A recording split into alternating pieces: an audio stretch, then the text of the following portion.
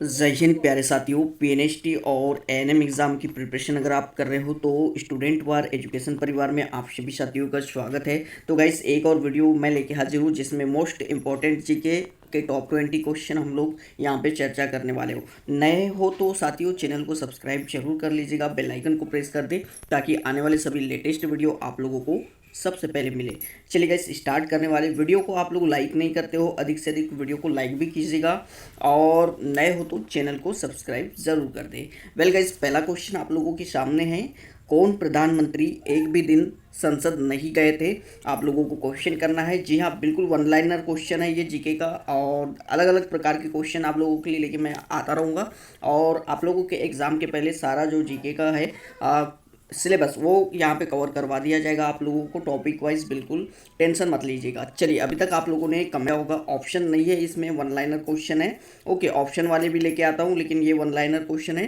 कौन प्रधानमंत्री एक भी दिन संसद नहीं गए थे? वेल गाइस इसका सही उत्तर मैं आप लोगों को बता देता हूँ।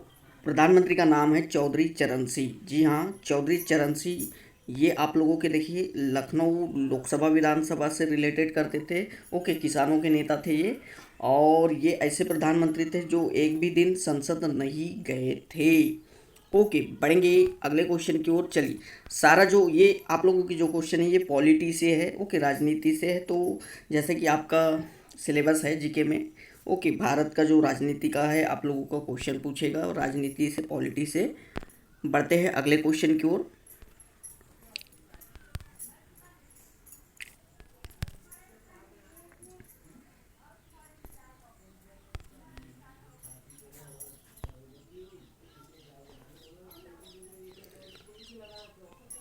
चलिए गाइस नेक्स्ट क्वेश्चन आप लोगों का देखिए ये आ गया है आप लोगों के सामने।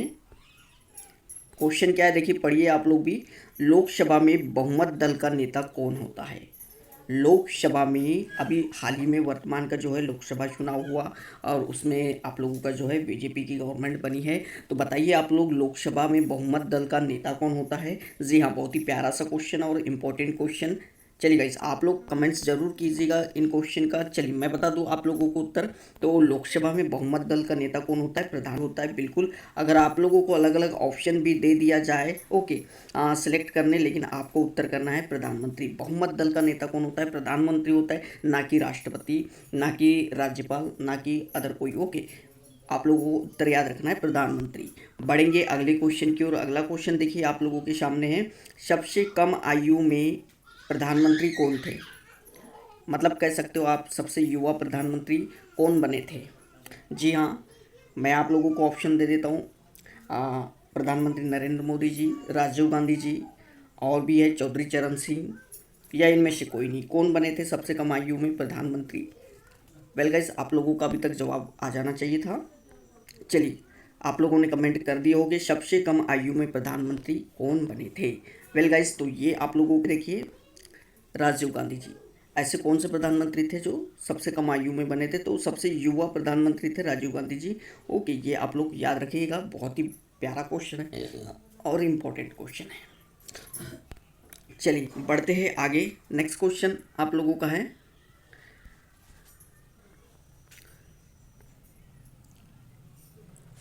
कार्यपालिका की समस्त सत्ता किसमें निहित होती है?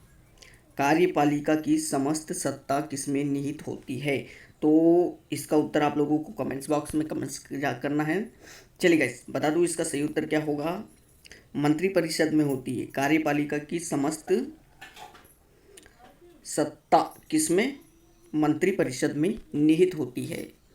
बढ़ते हैं अगले क्वेश्चन की ओर। अगला क्वेश्चन देखिए ये आप लोगों के सामने है, संघीय मंत्रिपरिषद के मंत्री किसके प्रति उत्तरदायी होते हैं? संघीय मंत्रिपरिषद के मंत्री किसके प्रति उत्तरदायी होते हैं? संसद के प्रति होते हैं, कार्यपालिका के प्रति होते हैं, लोकसभा के, राज्यसभा के? आप बताइए किसके प्रति उत्तरदायी होते हैं? ओके जो संघीय मंत्रिपरिषद होते हैं, केंद्र मतलब केंद्र सरकार में जो मंत्री होते हैं मंत्रिपरिषद के मंत्री, वो किसके प्रति उत्तरदायी? राज्यपाल के, राष्ट्रपति के, किसके? तो वेल गाइस आप लोगों को बताया था मैंने किसके प्रति होते हैं। ये आप लोगों के होते हैं लोकसभा के प्रति होते हैं मंत्री। ओके नेक्स्ट क्वेश्चन की ओर बढ़ते हैं। तो नेक्स्ट क्वेश्चन आप लोगों के सामने है, स्वतंत्र भारत के प्रथम प्रतिरक्षा मंत्री कौन थे? स्वतंत्र भारत के प्रथम प्रतिरक्षा मंत्री कौन थे? सरदार वल्लभ भाई पटेल थे, या फिर आप लोगों के राजेंद्र प्रसाद थे डॉक्टर, या फिर जवाहरलाल नेहरू थे? आप लोगों को बताना है कौन थे इनमें से स्वतंत्र भारत के प्रथम प्रतिरक्षा मंत्री। तो वेल गाइस, इसका सही उत्तर हो जाएगा क्या? सरदार पटेल जी ऐसे व्यक्ति थे। सरदार पटेल जी स्वतंत्र भारत के प्रथम प्रतिरक्षा मंत्री। बढ़ते हैं नेक्स्ट क्वेश्चन की ओर। नेक्स्ट क्वेश्चन आप लोगों का क्या है, चलिए देखते हैं हम लोग। काफ़ी बड़ा क्वेश्चन है, इसको सेट कर लेते हैं। चलो इसका देखते हैं हम लोग क्या होगा। क्या है क्वेश्चन?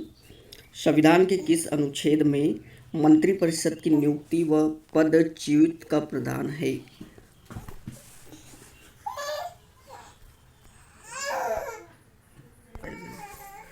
चलिए गाइस, इसका उत्तर आप लोगों ने अभी तक कर दिया होगा। एक बार रिपीट कर दूं क्वेश्चन। संविधान के किस अनुच्छेद में मंत्रिपरिषद की नियुक्ति व पदच्युति का प्रावधान है?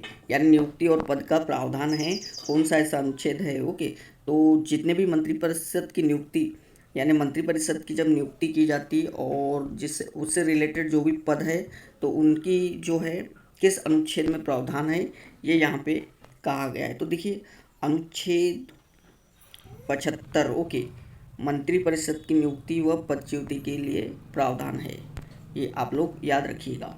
बढ़ते हैं अगले क्वेश्चन की ओर। तो अगला क्वेश्चन आप लोगों के सामने है। भारत में किसी भी सदन का सदस्य बने बिना भारत में किसी भी सदन का सदस्य बने बिना कोई व्यक्ति मंत्री पद पर कितने दिनों तक रह सकता है?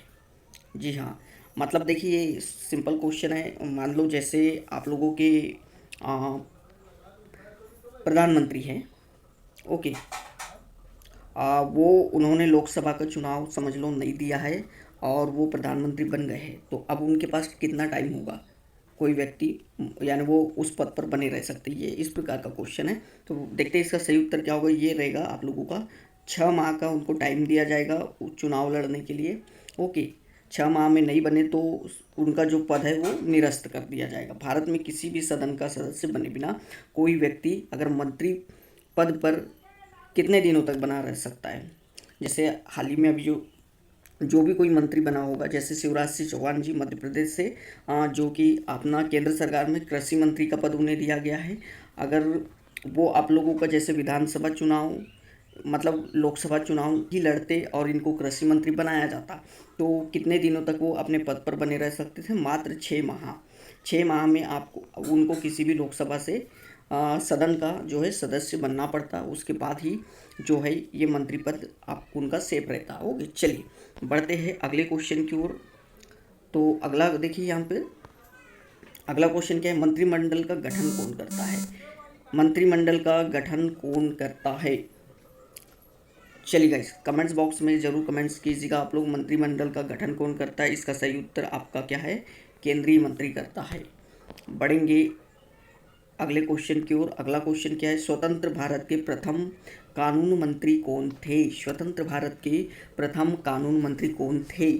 डॉक्टर भीमराव अंबेडकर, डॉक्टर राजेंद्र प्रसाद, जवाहरलाल नेहरू, सरदार वल्लभ भाई पटेल कौन थे स्वतंत्र भारत के प्रथम कानून मंत्री? कमेंट्स आप भी कीजिएगा। चलिए, अभी तक आप लोगों ने सही कमेंट्स कर दिया होगा। इसका सही उत्तर बता दूं, डॉक्टर भीमराव अंबेडकर जी स्वतंत्र भारत के प्रथम कानून मंत्री थे। वेल गाइस, जीके के क्वेश्चन पसंद आ रहे हो तो चैनल को सब्सक्राइब भी कर लीजिएगा और वीडियो को अधिक से अधिक लाइक भी कीजिएगा। लाइक करोगे वीडियो को तो मुझे भी मोटिवेशन मिलता रहेगा और मैं आपके लिए अच्छे अच्छे वीडियो लेकर आता रहूँगा।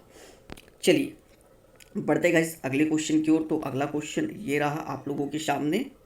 भारत के मंत्री परिषद में अधिकतम सदस्य कहाँ से लिए जाते हैं? भारत की जो मंत्री परिषद है उसमें अधिकतम सदस्य कहाँ से लिए जाते हैं? राज्यसभा, लोकसभा, विधानसभा का किन में से लिए जाते हैं अधिकतम सदस्य? तो गाइस ये आप लोगों के जो है अधिकतम सदस्य लोकसभा से लिए जाते हैं। ओके, चलिए बढ़ेंगे अगले क्वेश्चन की ओर। अगला क्वेश्चन रहा आप लोगों के सामने। संसदीय शासन प्रणाली में वास्तविक कार्यपालिका की शक्ति किसके पास होती है? जो संसदीय शासन प्रणाली है उसमें वास्तविक शक्ति किसके पास होती है? राष्ट्रपति के पास, प्रधानमंत्री के पास, राज्यपाल के पास, मंत्रियों के पास, किसके पास होती है वास्तविक शक्ति? किस में निहित होती है? तो देखिए गाइस, राष्ट्रपति जो है सर्वोच्च पद कहलाता है, सर्वोच्च पद, लेकिन फिर भी आप लोगों की जो शक्ति है कार्यपालिका की वो प्रधानमंत्री के पास होती है। ओके, बढ़ेंगे अगले क्वेश्चन की ओर। अगला क्वेश्चन है, संसद में मंत्रिपरिषद कौन सा प्रस्ताव रख सकता है? संसद में मंत्रिपरिषद कौन सा प्रस्ताव रख सकता है? तो वेल गाइस, इसका सही उत्तर कीजिएगा आप लोग। बता दूं कौन सा पद? विश्वास प्रस्ताव रख सकता है मंत्रिपरिषद। ओके, और विपक्ष कौन सा प्रस्ताव रखता है? तो ये अविश्वास प्रस्ताव रखता है। ओके, अविश्वास प्रस्ताव मंत्रिपरिषद के खिलाफ, जैसे भी वर्तमान गवर्नमेंट चल रही तो उनके खिलाफ जो है विपक्ष चाहे तो अविश्वास प्रस्ताव ला सकता है। और यहाँ पे देखिए सरकार विश्वास प्रस्ताव। ओके, इस प्रकार से चलता है काम।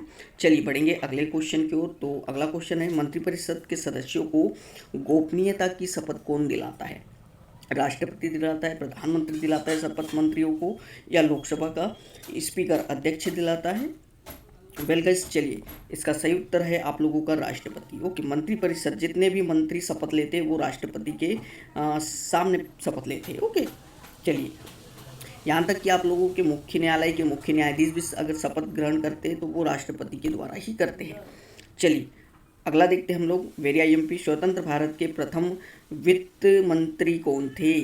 स्वतंत्र भारत के प्रथम वित्त मंत्री कौन थे? वेल गाइस, चलिए इसका उत्तर है आर.के. शरणगुणम शेट्टी। चलिए एक क्वेश्चन प्यारा सा आप लोगों के लिए है कि आप कमेंट्स बॉक्स में मुझे कमेंट्स कीजिएगा।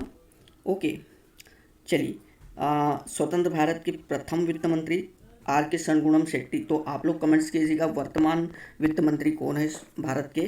कमेंट्स बॉक्स में कमेंट्स कीजिएगा। फाइनेंशियल मिनिस्टर अभी वर्तमान के कौन है? कमेंट्स जरूर कीजिएगा आप लोग, क्योंकि ये आप लोगों का करंट अफेयर का क्वेश्चन पूछ सकता है आप लोगों को कि वर्तमान में फाइनेंशियल मिनिस्टर कौन है, वित्त मंत्री कौन है। ओके, बढ़ेंगे अगले क्वेश्चन की ओर। अगला क्वेश्चन ये रहा आप लोगों के सामने, क्या राज्यसभा का सदस्य मंत्रिपरिषद का सदस्य बन सकता है? बहुत ही प्यारा सा क्वेश्चन, क्या राज्यसभा का सदस्य मंत्रिपरिषद का सदस्य बन सकता है? चलिए तो बिल्कुल बन सकता है, हाँ बन सकता है। ओके, बढ़ेंगे अगले क्वेश्चन की ओर। अगला, किस अनुच्छेद में भारत को इंडिया भी कहा गया है? किस अनुच्छेद में भारत को इंडिया भी कहा गया है? अनुच्छेद 1, अनुच्छेद 2, अनुच्छेद 3, अनुच्छेद 4। चलिए गाइस, कि इनमें कहा गया है तो देखिए अनुच्छेद 1 में कहा गया है भारत को इंडिया भी। चलिए बढ़ते हैं अगले क्वेश्चन की ओर। अगला क्वेश्चन ये रहा आप लोगों के सामने, भारत में किस प्रकार का संघवाद देखा जाता है? भारत में किस प्रकार का संघवाद देखा जाता है? चलिए देखते हैं हम लोग भारत में किस प्रकार का संघवाद देखा जाता है। तो वैसे संघ बनाकर राज्यों का निर्माण करना। ओके, बढ़ेंगे अगले क्वेश्चन की ओर। अगला क्वेश्चन है, भारतीय संविधान कब लागू किया गया था? भारतीय संविधान कब लागू किया गया था? तो गाइस आप लोगों को पता होना चाहिए 26 जनवरी 1950 को भारतीय संविधान लागू किया गया था। बढ़ेंगे अगले क्वेश्चन की ओर, किस देश का संविधान दुनिया का सबसे बड़ा संविधान है? अगला ये लास्ट क्वेश्चन है। फिर इसी प्रकार के इम्पोर्टेंट जीके क्वेश्चन के साथ हम लोग मिलेंगे। सारा का सारा सिलेबस कवर करवा दिया जाएगा। अभी तक चैनल को सब्सक्राइब नहीं किया है तो सब्सक्राइब जरूर कर लीजिएगा। वीडियो को लाइक नहीं किया है तो लाइक भी कर लीजिएगा। चलिए गाइस, इसका उत्तर बता दूं आप लोगों को, ये होगा भारत। भारत का संविधान दुनिया का सबसे बड़ा संविधान है। ओके, तो गाइस इसी प्रकार के शानदार जीके क्वेश्चन प्राप्त करने के लिए हमारे चैनल स्टूडेंट वार को सब्सक्राइब जरूर कर लीजिए, बेल आइकन को प्रेस कर दें ताकि आने वाले सभी लेटेस्ट वीडियो सबसे पहले मिले। थैंक यू साथियों।